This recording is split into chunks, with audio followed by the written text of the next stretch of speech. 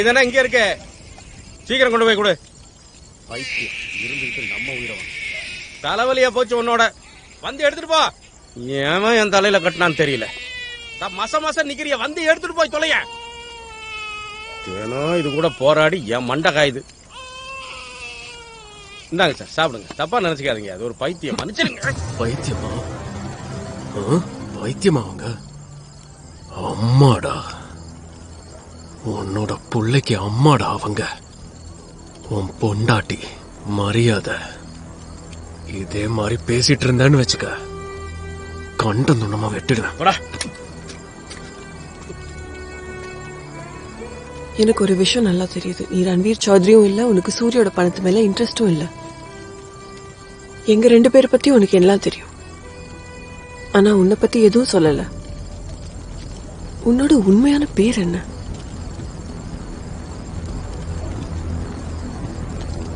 மத்ஸ்யா. மத்ஸ்யா தான் என் பேரு. இதே ராஜஸ்தானோட மண்ணில் தான் நான் பிறந்தேன். எங்க அப்பாவுக்கு என் மேலையும் எனக்கு என் வாழ்க்கை மேலேயும் நம்பிக்கை இருந்துச்சு. பெரியவன் ஆனதும் எங்க அப்பா மாதிரியே ராணுவத்தில் சேரணும்னு ஆசைப்பட்டேன். ஆனா ஒரே நாள்ல எங்க 2 பேரோட எதிர்பார்ப்புகளும் புரிஞ்சிடுச்சு.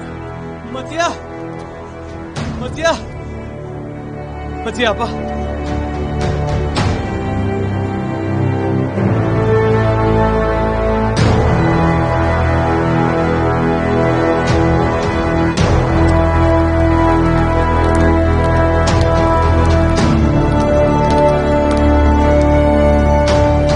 தன்னோட யூனிட்ல எல்லாரும் உயிரையும் காப்பாத்தின எங்க அப்பா தான் உயிரை தியாகம் செஞ்சாரு. என்னையும் எங்க அம்மாவையும் அனாதையா விட்டுட்டு போயிட்டாரு. அவரோட தியாகத்தை பாராட்டி என் அம்மாக்கு சொந்தமா ஒரு பெட்ரோல் பங்க் கொடுத்தாங்க. ஒரு பொம்பளையால எல்லாத்தையும் தனியா சமாளிக்க முடியாதுன்னு நினைச்ச இந்த சமூகம் எங்க அம்மாவை சித்தப்பாவுக்கே கல்யாணம் பண்ணி வச்சது.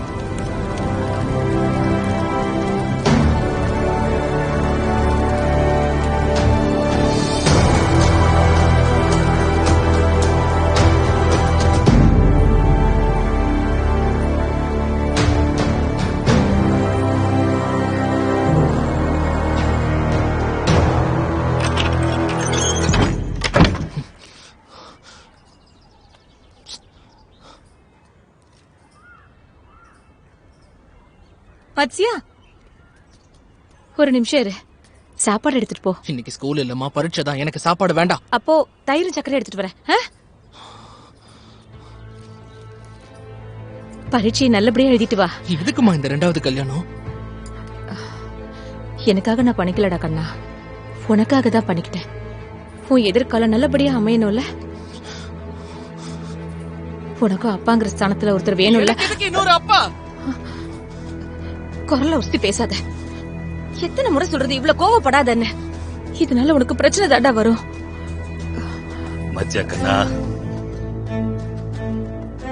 தயிரும் சர்க்கரையும் சாப்பிட்டு போ.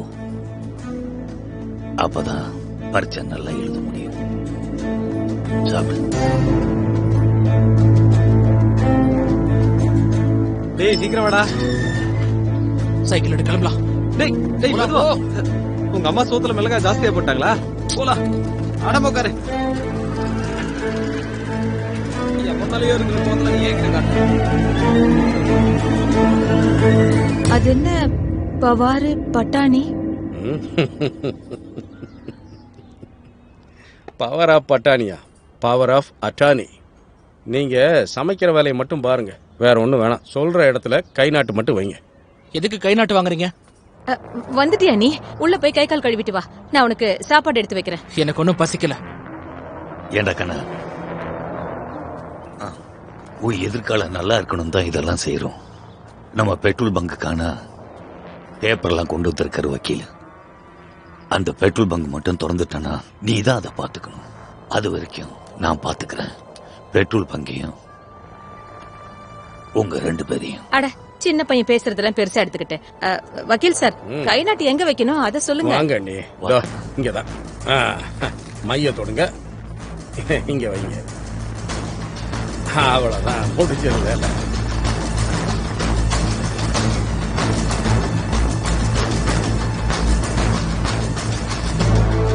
நம்பிக்கைங்கிற கயிறு ரொம்ப மெலிசா இருக்கும்.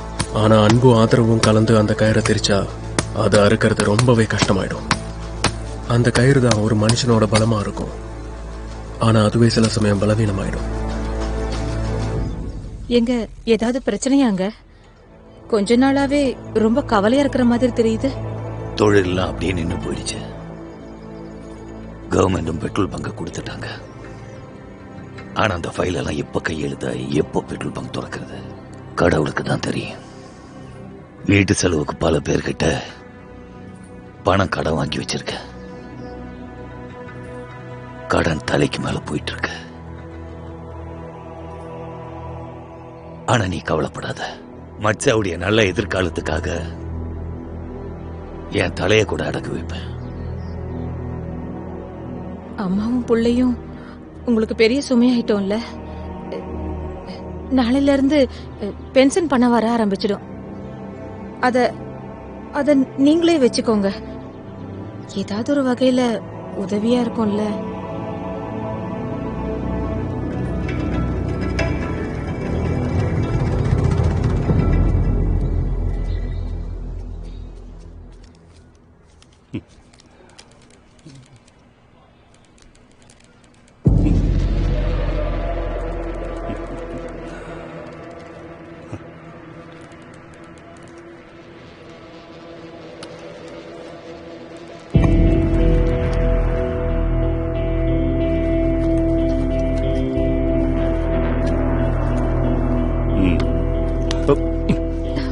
வீட்டுக்காரங்கிட்ட மட்டும்தான் சிரிச்சு பேசுவியா?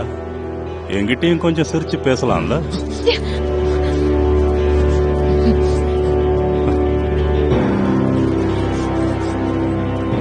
மூச்சு முகரையில நான் உடைச்சிருப்பேன்.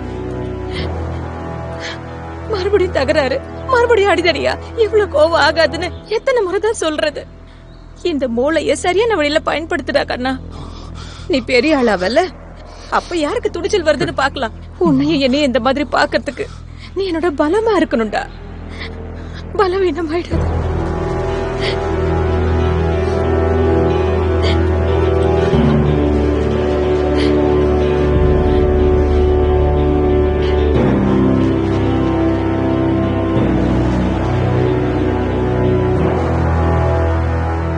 சைத் லான்ச்னா சாரோட புள்ள பியூன் வேலை பாப்பானா?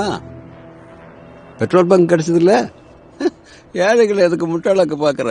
அப்படிலாம் ஒண்ணும் இல்ல சார். பங்க் நடத்துற தகுதியை வளர்த்துக்கணும்ல. ஆனா நீ சின்ன பையனாச்சே, எதை வச்சு உனக்கு வேலை கொடுக்கறது? 10வது மெரிட்ல பாஸ் பண்ணிருக்கேன் சார். கணக்குல 100க்கு 100 வாங்கியிருக்கேன். வேணும்னா சோதிச்சு பாருங்க. அப்படியா? சரி சொல்லு. 262 15ஆல பெருக்குனா 3930. இது 5ஆல வகுத்தா 786. 7ஆல பெருக்குனா 5502 வரும்.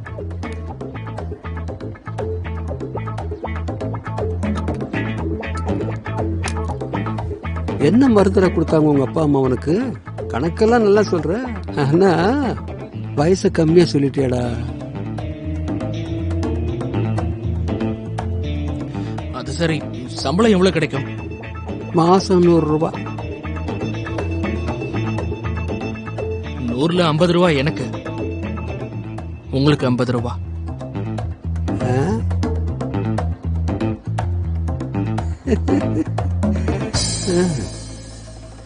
கிவ் அண்ட் டேக் பாலிசி எப்பவுமே ஃபெயில் ஆனதில்ல. அதே மாதிரி ஒரு டீல் எங்க அம்மா கிட்டயும் போட்டேன். நல்லா மார்க் வாங்கினதுனால பகல்ல வேலை செய்யவும் ராத்திரி படிக்கவும் பர்மிஷன் கிடைச்சது.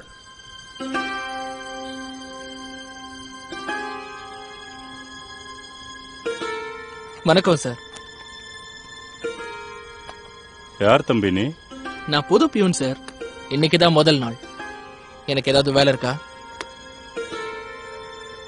புது சப்ராசியா? போய் டீ போட்டு எடுத்துட்டு வா. ஒரு நிமிஷம் இரு. டீயை பாலில் போடணும், தண்ணியில் போட்டுறாத.